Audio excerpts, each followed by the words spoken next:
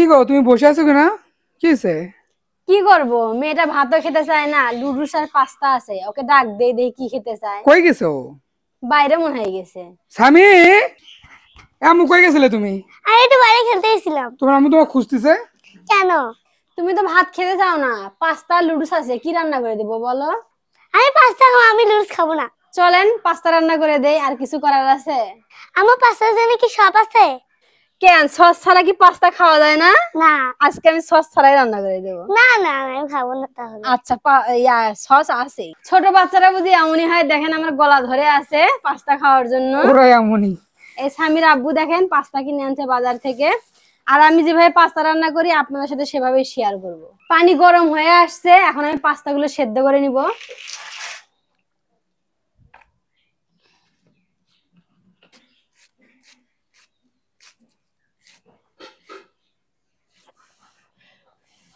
Pasta আমি সেদ্ধ করে নিয়ে ঠান্ডা পানিতে ধুয়ে নিয়েছি, এখন আমি ডিম ভেজে নেব।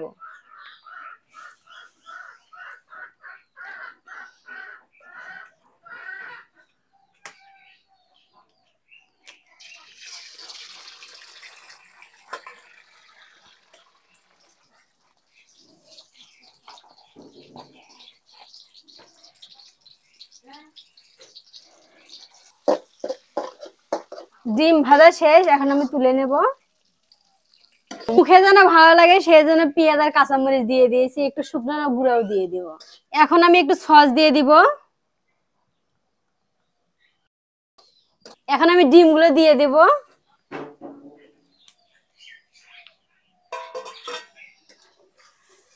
পাস্তাগুলো দিয়ে দেব।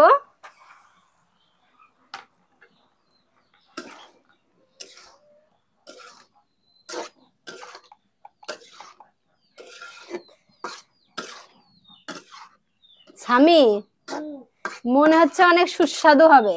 হবে তো, আমার আম্মু রান্না করতেছে না। এই যে স্বামীর আব্বু, দেখে যান আমার রান্না শেষ। খাবারটা কেমন হয়েছে? কালার তো অসাধারণ হয়েছে।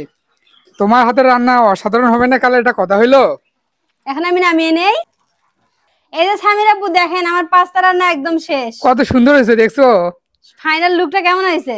আম্মু কোথায়, তুমি চলে আসো তাড়াতাড়ি। এই যে আমি। এই তোমার জন্য পাস্তা রেডি, তুমি কি খুশি? হ্যাঁ, অনেক অনেক খুশি। ই বাবা, চলো আমরা এখন খাবো। ঠিক আছে চলো।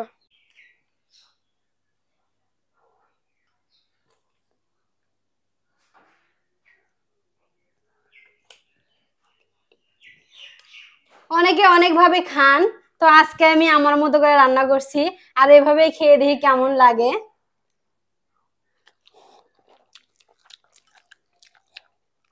বললে হয়তো বিশ্বাস করবেন না, অনেক কিন্তু সুন্দর হয়েছে, খাইতে অনেক মজা। অনেক ভালো হয়েছে। আহ,